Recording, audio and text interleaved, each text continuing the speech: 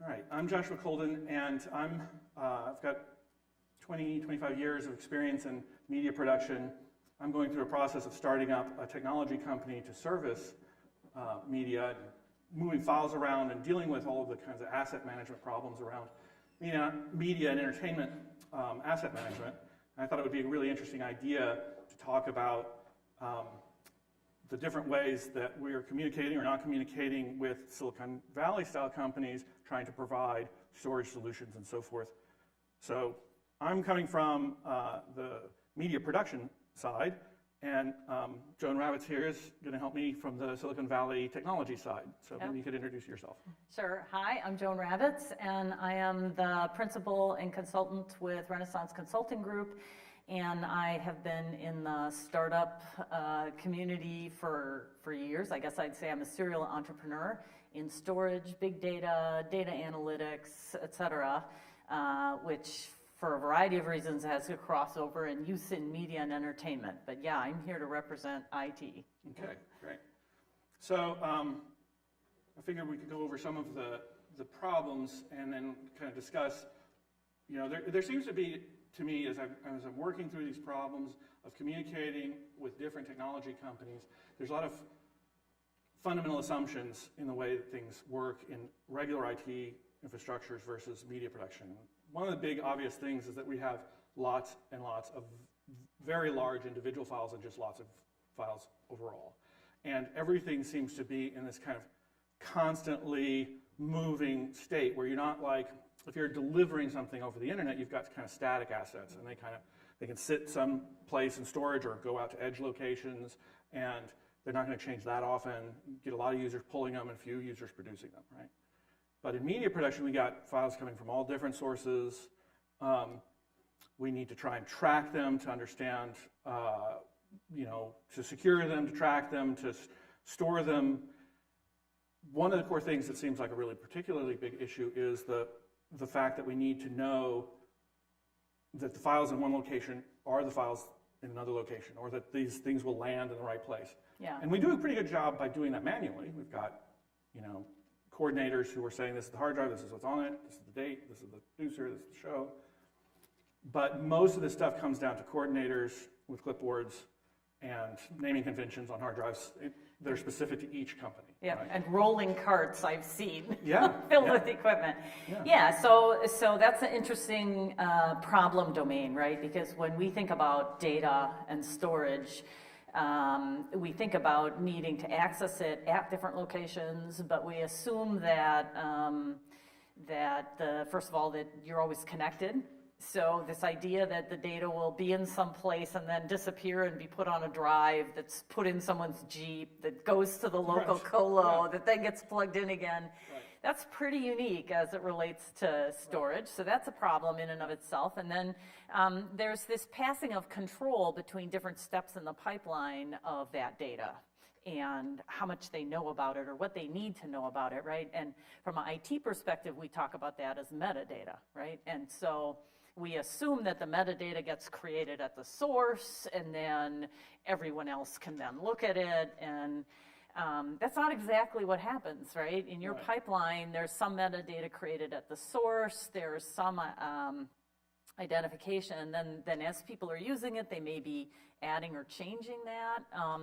In fact, it's interesting because the mechanisms that we think about for keeping, naming your data and having metadata, we think about like file systems and object stores.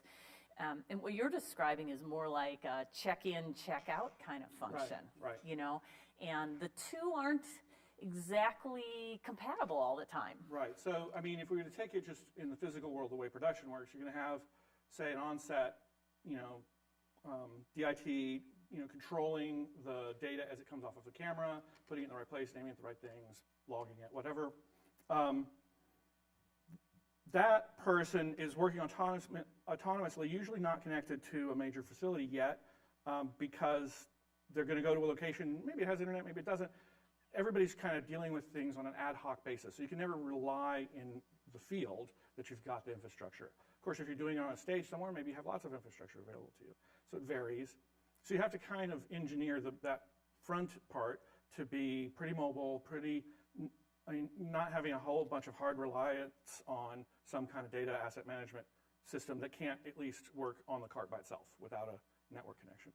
So, so yeah, you want to put all these things together, and this is, you know, in your check-in model, this happens in the physical world, even with film, where you kind of label your film rolls, and you'd label the other, you know, the scripties notes and so forth, and kind of put this all together in a package, and you could always kind of come back to that place.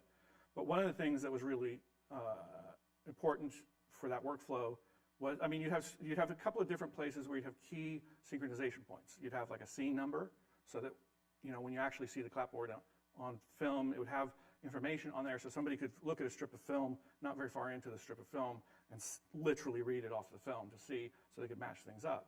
And then they also had edge numbers on film stock, so you could, you know, see the number, you know, along the side of the film. There's always a way to relate, say, paperwork, you know, that was traveling completely separately back to these things. The problem is, in the digital world, yeah, you just move the things around. So maybe there's a scan of some paperwork that went with the hard drive, but then the plates, the actual photography, went to the visual effects company, and not the scans of all the notes for the day necessarily, and these things kind of get separated. And a visual effects company has a very, very specific way of organizing their files and their naming convention, and different between all of them. And then you're going to have a similar phenomenon, but different in structure in an editorial environment. And a lot of these things are radically different. Like you might have previs video that comes from, you know, a company that's producing visualization before any production happens, that needs to get matched up editorially with footage coming off of set or coming from a visual effects company. So you have a check-in, check-out model, kind of like a source code, you know, revision system, where you can say, I want this whole version of the shot or something, all the files that relate to it. But you also have an interaction between other people, other organizations. It's not like, you know, you've got very complicated, basically, it's too hard to even explain it. It's like you've got very complicated interactions between all these different organizations, all of whom have their own way that's specific to them to organize the data. Right. So let me replay this in IT terminology. Yeah. So you've got a bunch of files, let's say, we'll call them files. Each one by itself doesn't necessarily make up an asset. So an asset could be a bunch of those files. The relationship between them may or may not be stored as part of the asset. It might be on a piece of paper somewhere. Different users use different subsets of those assets, but at the same time, they also are a coherent whole, like that scene or that daily, right? It's a bunch of files. So one of the big problems right there is you've got a lot of information that's not actually stored as part of the data. Right. And just the relationship between the things. just those relationships, and some of those relationships are ad hoc. So probably most of them. probably a lot of them, and different people do it different ways, which is even and worse, it changes right? from organization to person even. Right. So in IT terms, we're going to call that metadata, right? But the metadata is not all. Some of it's implicit and some of it's explicit, and even the stuff that's explicit is based on, you know, your conventions. Right. So it might be done by naming the files, which, as we all know, is fraught with problems.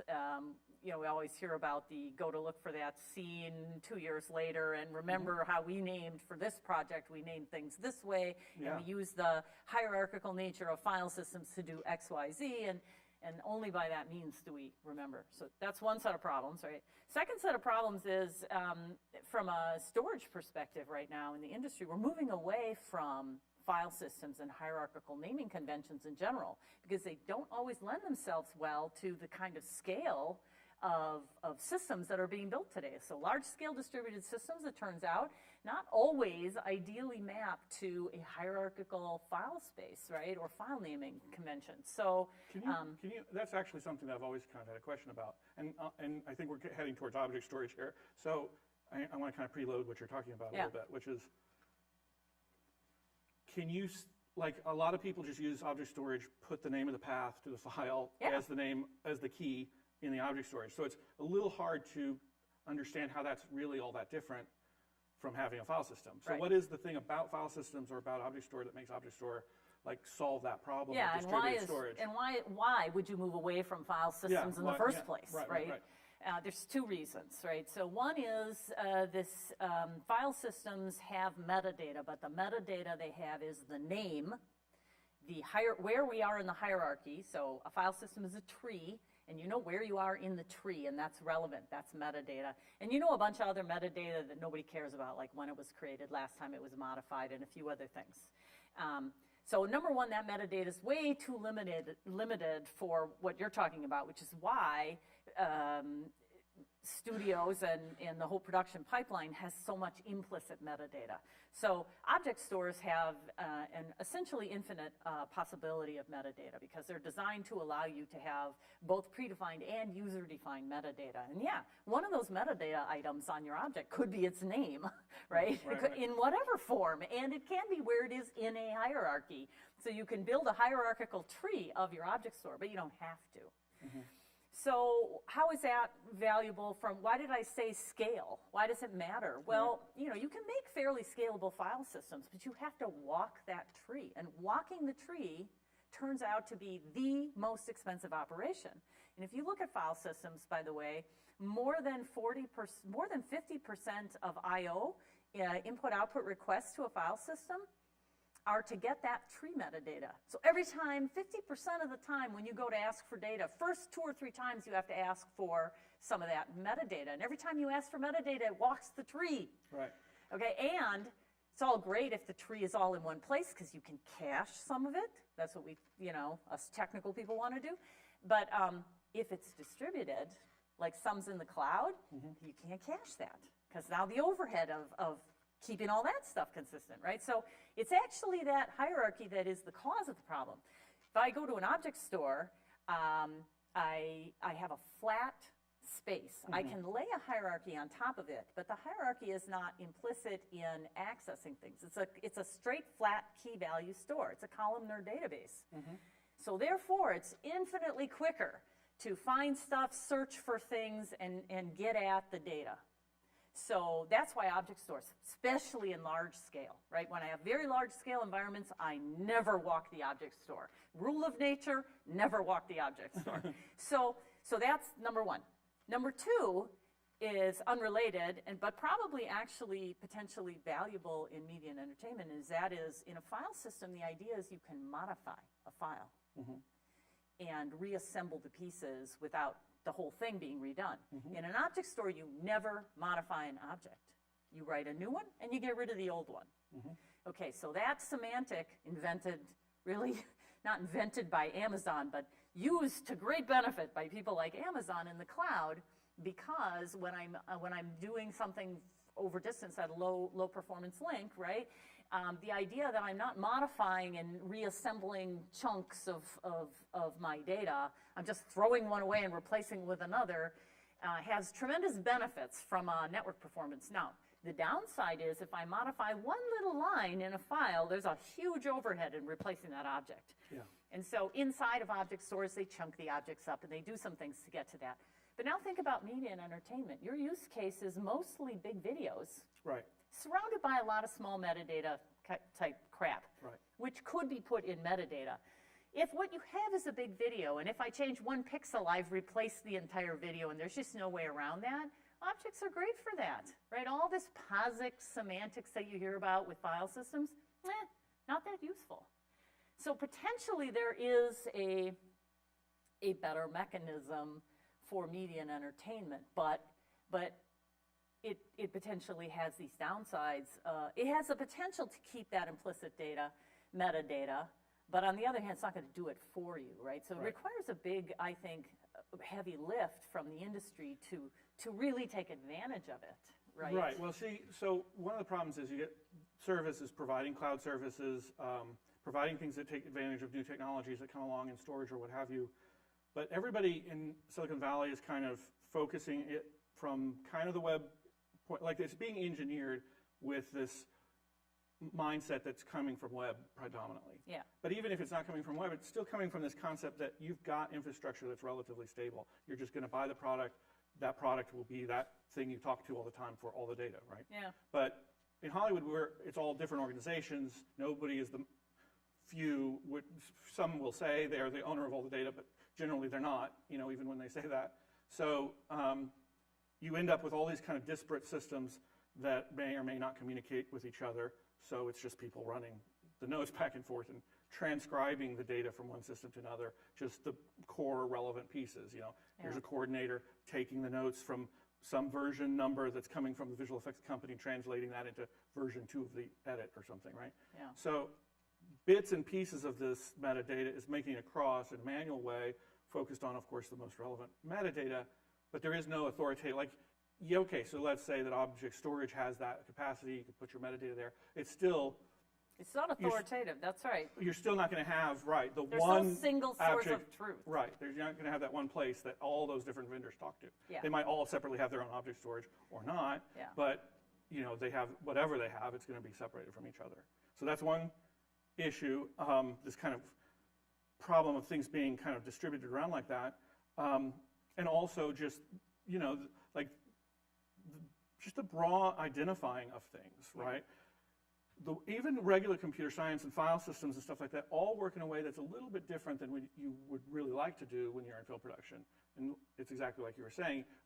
What I've always wanted to do when I was doing visual effects and stuff was I want to be able to check out a version of all the core assets for a shot, the background plate and whatever else, my previs or whatever else has been produced for it prior to the digital artist stepping in on that particular part. Do changes up to some point that make sense, commit those. That's how they actually, typically work. They'll call it version 1, version 2, whatever. But there is no mechanism like with source code revision where all of the state from all of the files at that moment is captured so that the next time you come back to it, only the changes in the state that produce the new version need to be recorded. That's just efficient, but also there's no just automatic mechanism. So let's say what happens often because these files are so big is we'll create symbolic links between files on a file system.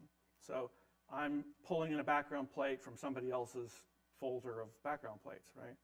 Now, I never at any point in time have control over whether or not they might change those, and partially intentionally because maybe there's a fix to whatever that input is. They need to make a change, and I don't necessarily need to be bothered about that. Yeah, right. But what if the change interacts with changes you're making? And they do often. I mean, that is the thing. And so that's all, for the most part, been communicated by people coordinating those kinds of changes. Yeah. Which is fine, and it works in a production context because everybody's live, everybody's available, everybody can get the other person on the phone if you're in your own company.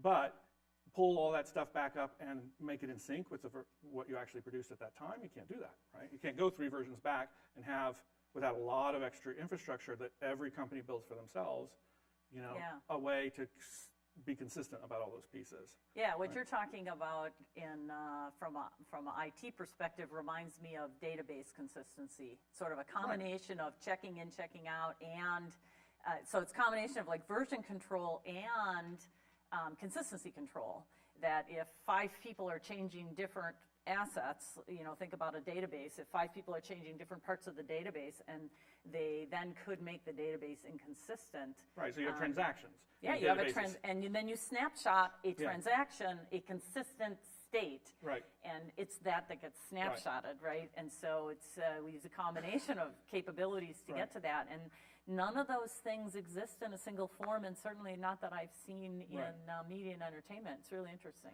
Right, and that's some of the stuff that we've done with ETC is we have now an identification system that's based on content identification, so it's a hash of the content, a global number that is consistent for everybody, but it's not related to the names of things. So separately, you maybe hold a database that's the name and the Well, this is a huge thing, by the way, that you're bringing up, because even in database consistency, somebody had to do a consistent transaction, whereas if the C4, for example, actually you can find and create and establish a consistent space without having to have known that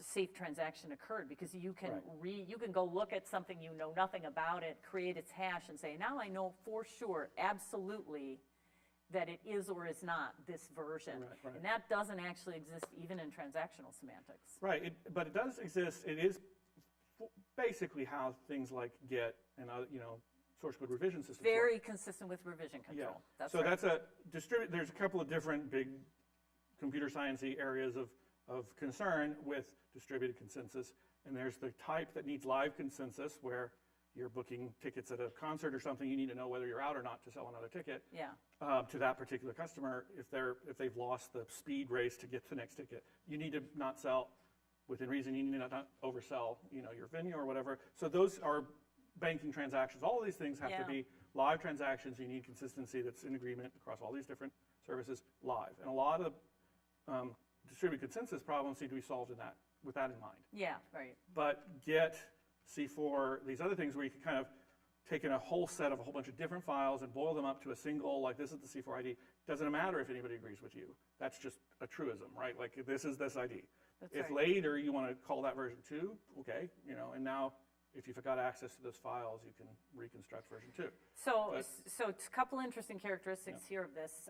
First of all is an approach like this versus, say, a file system does lend itself more toward a large-scale distributed system, because you don't require everybody to be fully connected to know the consistent state of things, right? And this has been a downfall of traditional mechanisms like file systems in the past. And databases in the past. And another reason why Object Store has only overwrite semantics, because you never have to worry about inconsistent modifications. There is no such thing. Whatever the next overwrite becomes the legitimate source, and if they happen out of order, that's your problem, right? So that's right, wins. Somebody else above you is going to do that, and in this case, you're talking about a mechanism that would be sort of like a authoritative source of truth with check in and check out. That becomes that higher level source to manage that. It's a better way to do it, frankly, in a large scale distributed system, which I'm guessing is kind of going to be the media world forever. Right. Well, what I kind of identified it as is like we're producing documents. We're not managing a live system. It feels like it when you're doing it, but what we're doing is like if you were to write a Word document, like. At the end of every step of a production, we're producing an artifact, right? That's getting pushed into the next stage of production. Things aren't live. It's not like a system like a concert where, you are trying to sell tickets, and whether that particular seat sold or not is you need to get feedback on that, or a banking system where you need to know if the balance is correct on that account or whatever. At the end, those are all live systems that need to be constantly communicating. When we produce a version of a shot, the next version we produce, we could just forget about that version, more or less. I mean, the only reason we keep it is so we can go backwards. But really, we're replacing everything. I mean, it's just like you described Object Store. We're replacing each document every time we get a new version. Better aligned. Yeah. The other thing, though, that I hear a lot that sounds like more and more relevant is that it used to be that you did only produce one artifact at the end of the production process, but now that isn't true, right? We're going to reuse pieces of that. The goal is to get reuse of parts of that artifact, right? Yes. So I do also see value in maintaining more information than the final film and putting that in the archive, right? There's certainly more value today than ever in having a way to look at those subcomponents. And we've talked about, anywhere you go, you're going to hear the story of I want that scene, right? And how did we name that? And, right? And it's 2 years ago. Well, that problem has grown dramatically because there is a real desire to reuse assets after the fact, even if it's a week after the fact. So this is one of the problems with naming conventions that I've always had, is that if you have a naming convention, it really is only the metadata that particular organization thought was relevant. For example, a producer might want to know who was the actor in the scene and what clothes were they wearing and what production day was it. Visual effects might want to know, what the lighting was like, what camera was used, what resolution, other types of data. By baking everything into naming conventions, you're basically making a declarative choice about what metadata is relevant and what's not. Yeah. And so you've thrown out all the other metadata in effect, unless you have a robust separate database you're tracking it with. And by the way, now, somebody said this to me in the IT world a while ago, that if you expect us to know what it is we're going to be looking for in our data 6 months, 12 months, 18 months from now, I have no way of knowing. I can't even tell you what I'm going to be looking for. It needs to be available to search. You just don't know. Exactly. And if you look at all the discussion of machine learning and AI, especially now on video, there's no way that you could have the right metadata. You might have the right metadata for your project, right? But there's no way that you can even anticipate what's the right data to keep for the search that's going to happen in 18 months for that bit actress that was, walking through the scene, who you're now going to label the movie for because she's famous, Right. or whatever, right? And so I think that's really important, is to get to more flexible, not only a convention of organizing the data that is, doesn't depend on the people on that project, but also is flexible enough to assume that, 18 months from now, 2 years from now, I do potentially want to reuse some of those assets, and I have no idea what I'm going to be looking for and how I'm going to want to reuse them. And I got to be that flexible, right? We're not there for sure. Right. And I mean, that immediately brings up ideas about like actually pulling the data back and where the data is. I mean, another thing that I wanted to touch on, and I guess one of the reasons why I even want to talk about this from the point of view of like the different points of view is like, I just feel like sometimes there's a fundamental misunderstanding of the values of production people and production companies and storage solution providers. And that's what I'm trying to kind of connect the dots on, because another example of this is this kind of advent over the last few years of cloud, of now we're starting to use cloud, but all of our architectures built for media production assume local addressable data. So pretty much none of these software tools have object storage API interfaces to them. Right. So they're going to assume its own path. Okay, you write some middleware or pull some middleware from somewhere that can present it like it's a file system. So that software will work with it. But still, the software, even then, is not going to know, well, pulling that file is going to cost me $1.50, and pulling this one is free, right? Oh yeah, like they would have no concept of that, right? Because that the things are going to cost anything to pull, or time, Yeah. right? There's all these other variables now that things are remote, or things might, they might literally be the same data, but But would I rather get it from point A or point B if I had a choice? Yeah. No concept of that at right, all. and naming conventions don't solve it, because that's going to be a concrete position. Like that's, naming conventions, URLs, things like this, all talk about data from the point of view of where it is. Yes, in fact, core to most assumptions in computer science are that the best way to come up with a globally unique identifier is to include its location. Right. Which is the exact wrong thing to do, right? So, I mean, I sadly was around when people invented the idea of GUIDs, and this was like at Sun Microsystems, and it was, it's no problem, we'll just add the host name to the path, and now we'll just add the IP address and the host name to the path, and pretty soon we're going to add your GPS location, right? Sometimes good, sometimes bad, yeah. That's not the best way to uniquely identify a unique chunk of data anymore. That's true. Yeah. Well, hopefully C4IDs address that a little bit, but even that is not really widely incorporated. It really comes down more to how do we find a meeting of the minds, I still see pretty much most production companies are not incorporating any kind of new storage technologies like object storage much. Pretty much all of the stuff I've ever done when I was in production was that little post-production company would have to come up with its own glue tools that would translate formats or pull data from this type of storage or that type of storage. Everybody had to have their own custom solutions, and my company Avalanche is hopefully will be providing tools to help with that, and C4ID and these other kinds of standards will help with that. But do you see a way that the IT companies that are building products in this, that potentially have lots of use in this space, can bridge that gap and start seeing things from the point of view of, is there anything in particular you would tell them, like how to find, well, and audience? also, and also there are competing priorities, right? So we talked about, historically the best way to keep extra metadata in production projects was implicitly, right, or through the naming hierarchy. The next step to fix that problem or replace that problem was MAMs and DAMs. And MAMs and DAMs basically take that extra metadata that was implicit in some cases, and they build it into the product. But guess what? Now they own the metadata.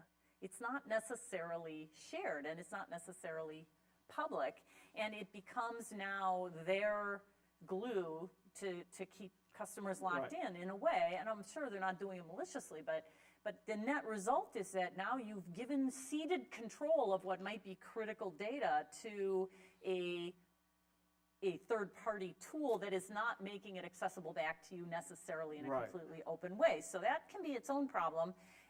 And I think, so the next step would be to make sure that over time, that metadata that gets generated by any source, whether it's an asset management tool or a third-party tool or a generator of unique ID, that data is accessible. I can use an API to go get it from wherever it is, or I can regenerate it on the fly, which is the best scenario, right? So I would really encourage thinking through those parts of the problems if I was on the production side. If I'm on the startup or the company side, boy, that's, you know, we just don't like to think about your problems. I do think, you know, I think the world in many ways is moving in the right direction for media by accident, right? We're having to deal with bigger data, bigger chunks like video data is much more common now. Non-text data, non-structured data. Those are the entire industry is going in that direction, so we have to be responsive. We're building distributed scale systems. We're starting to recognize because of cloud that, geez, not everything is local. So those are good steps. And I think that because we're moving to IoT, you're going to get some new freebies. I mean, the two aren't exactly the same, but there are some common characteristics where think about a connected fully autonomous car. First of all, it's got LiDAR on it, so it's capturing just as much data as the dailies. Maybe not as much, but a lot, big chunk, yes. Right? And sending that data. And that data is moving, the cars are moving around, they're interacting with each other, they're interacting with street lights and stuff that are also, you know, IoT enabled. And so the technology world is starting to think about, okay, how do I deal with data that is intermittently connected and might be relatively large, some pieces of which I need in near real time, some pieces of which I just need to have for tomorrow or for my training for next month. So I see that, you know, luckily, for both sides, that we're trying to solve some problems that are forcing us to maybe be a little more aware of the unique nature of media and entertainment broadcast industry. Now, some problems there are quite different, but, you know. Right. So, all right. Well, I mean, the biggest things that I've seen are the cloud, object storage. You know, IoT is coming out as a big thing in general, but it doesn't seem to be really, you know, seems that all that relevant yet in the media arena. We have, I mean, the equivalent of that, which is, you know, digital cameras and stuff producing lots and lots of content in a completely disconnected way. You know, it's dumping it onto some kind of media that's then being transferred more or less SpeakerNet to the next thing. And there are areas that are implicitly connected pretty strongly, like news and other kinds of areas where you have, you know, broadcast deadlines and a pipeline of data that's kind of, you know, very fast, very immediate delivery. But you don't have that same thing in longer term, you know. So institutionally, we have some places where there's some obvious low-hanging fruit in terms of like just getting a good, you know, department to department flow of data and solutions in there. The real problem that I see, and what we were trying to solve to some degree at ETC with the identification system, was this interoperability between the different vendor services. Do you see it ever being, like, you were talking about that being a value of object storage, of being able to put metadata with key and storing it, but right now that's just like an asset manager. You're kind of putting all the data that's relevant into this one solution that's a physical location solution. Do you see any storage industry side collaboration with, like, not bound to a single location, kind of, you know, like a object storage that spans object storages, you know? Only in the limited case of cloud replication. So the solutions that are trying to create like an overlay file view or object view where they know that some of the data is on premise and some of the data is in a blob store or an object store. Some of those systems are trying to do a layered naming view without necessarily owning all the data. Yeah. So there are a couple software solutions that are moving in that direction, but generally only for the purposes of knowing that their goal isn't to own 100% of the information, but that they're a replication agent, right? This is a really interesting point, though, that, most people are sort of like, no, I've never heard anybody talk about taking the metadata associated with an object and separating it from the object. It would be quite easy to do, especially if you had something like C4 to define the object itself. Right. But no, I've not seen anybody particularly doing that. That's something we're trying to do from a media-centric point of view. So you have, it still is pretty much presented like in the avalanche model that we're working with now. This, this is not stuff that's available yet, but stuff that we're just trying to figure out the best way to approach it. We have this overlay which allows, basically it's a completely unified global namespace, and moving things around inside of our namespace doesn't actually trigger a move necessarily. Yeah. It just, now you have this object that was named this over here, and now it's named this thing over here. So you get the file structure the way you want, but you didn't just transfer 10 terabytes of data doing it, right? Yeah. So right now, all of the pipeline stuff is around, I can't be sure that I have the current version of that thing unless I grab that top folder at the moment that I know it's consistent and copying the whole thing over, right? So having C4 does give us the ability to say, okay, here's a single ID for this multi-petabytes of versioned data, and I'll just take that one, and as long as I can assemble all those pieces together and get that same ID back, I've reconstructed that version. I know for sure, right? Yeah. I don't have to, if I have 20 different sources for that data, that doesn't matter. I can still, here's the pieces from the archive, here's stuff that was already on. And that's meant to address this one core problem of maybe I already have half the data uploaded to the cloud or downloaded from the cloud or wherever I need it to be. We have this check-in, check-out model, is a great analogy of that, where it's like, okay, well, I already have 75% of the files. I only need 25% of the changes to actually be sent. To capture. Yeah, and that might come off a hard drive or runner just plugged into my computer, or it might come from the cloud. Yeah, and that's sort of like a higher level equivalent to what replication and snapshot tools do under the covers at a lower layer. They use a similar approach, right? They say, well, I know I've got a chunk of data that's exactly the same as this chunk that I should be copying or snapshotting or replicating, so I'll drop that chunk, I won't copy it, right? But it's done at a very low level. Right. So applying that same approach at a much higher level makes a lot of sense, right? It is the approach that's used to optimize replication, to do deduplication. They all operate on that same mechanism, basically. Right. Yep. Right. There's a couple of these pieces of technology from IT that I think are pretty interesting. That's one kind of lifting it from version control. There's graph databases now that are very, because of Facebook, have become really, really popular. And that seems to be the way that you want to deal with metadata in some of the ways you were just talking about, where we have some interesting element off of the shot that we want to use now, didn't know before. Right, so instead of burying that in a file hierarchy, have your metadata in a graph form or in a tree form. That's a much better way to do it. Yeah. Right? Yeah. And that's a huge area because the military's interested in graphing, so you're going to get a lot of cool products in that area. So we did actually an experiment in a short film test called The Suitcase we did at ETC. And Technicolor was doing the on-set DIT services for it. And what we had them do this very small change that they didn't really, so small that really you could just kind of blindly, people can use this mechanism blindly in various parts of production. And then maybe not use it later. Like you're saying, you don't know what data people are going to be searching for later, right?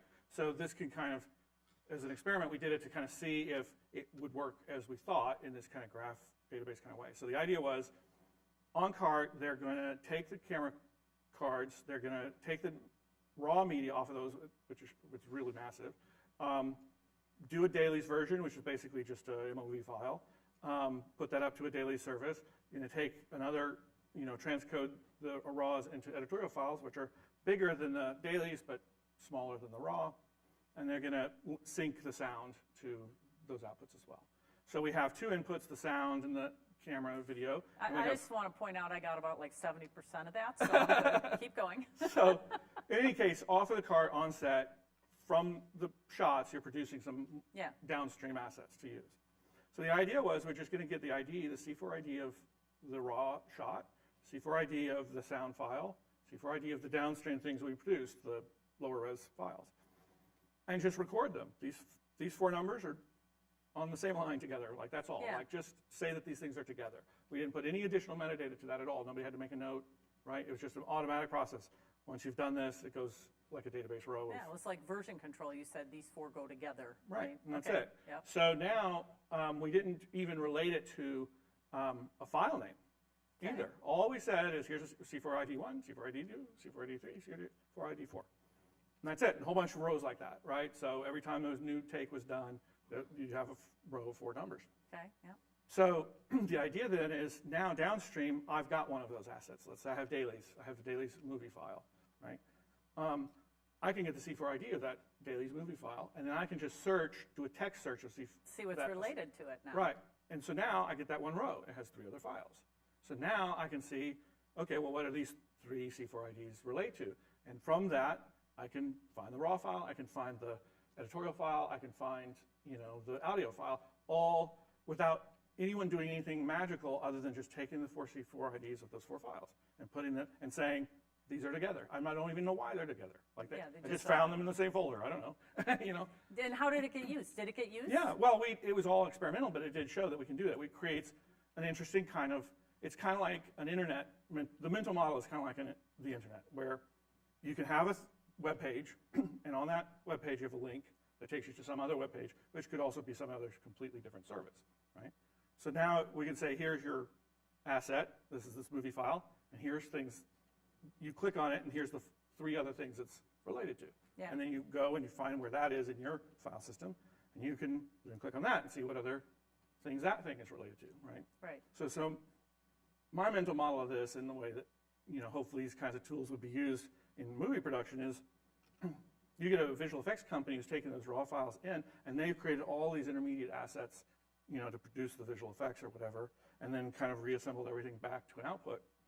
And you could actually just click through these C4ID links until you could walk any part of relationships. Yeah, it's like a relationship tree that's completely these. arbitrary that could have been created as any type of graph. Right. Could be multiple types of relationships all embedded in these kind of things, yeah. Right, and the idea there, though, is that none of those things had, at any point in time, somebody in that system might not be using C4IDs, but it doesn't matter, because you can, right now, just get the C4IDs of what's sitting there. Right. And then maybe somebody has some note about it, So I have a question for you from the IT perspective. Why is it that it seems like every production is a snowflake? Why do you guys keep changing your processes? Because you have to be very nimble, right? You don't know. First of all, the content itself is changing. What you're producing is changing each time.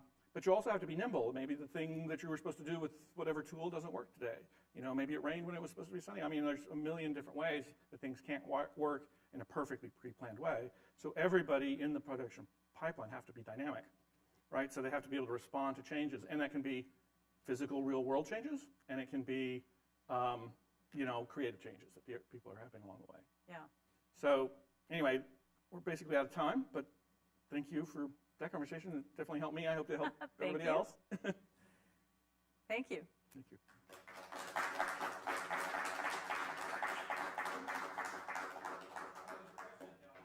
Okay, well, there's a question in the audience. Let's hear it. Hey. No, we didn't. I did not. Blockchain.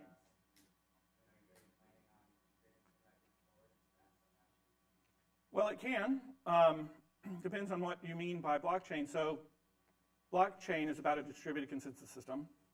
So maybe I'll try hand at it, and then you can see if you have any thoughts about it too. So to me, the whole thing about blockchains is distributed consensus, right? You can apply it to currencies, but the main idea is that you can say there's a point in time, and all these assets with all these things that are identified have a fixed identification, like they were in this bundle together. Now, I don't find that in and of itself, like that kind of distributed consensus is useful in a lot of contexts, but the way that we've been doing it with C4IDs is a little bit more creatively focused. So the idea is I can define anything and create a single ID off of that thing. So I can have a million files that represent a version of a film or something, and I have a single thing that you could call the block. The block in this context is that single ID of all of those, the identification of all those assets, and implicitly the history that makes them, makes them up. But there are contexts in which you need agreement between different organizations that you might want to have, a block that's shared. I think a blockchain is as much or more about provenance, right? History. Right. So I can track the history of an object or an asset over time and have provable transitions in that historical state. Right. So maybe. But in general, the answer more directly to the question is C4 IDs, address that completely, because C4 IDs, Bitcoin uses SHA-256, for example, and C4 IDs are SHA-512.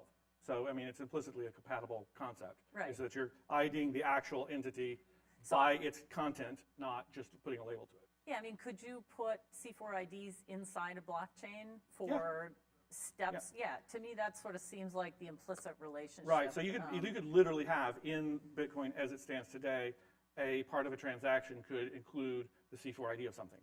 Yeah. So maybe that's a transfer of ownership of that C4 ID to some other key, Yeah. So, yeah, there's a lot of interesting intersection points that are yet to be explored on that. So, any other questions? All right. Thank you. Thanks again.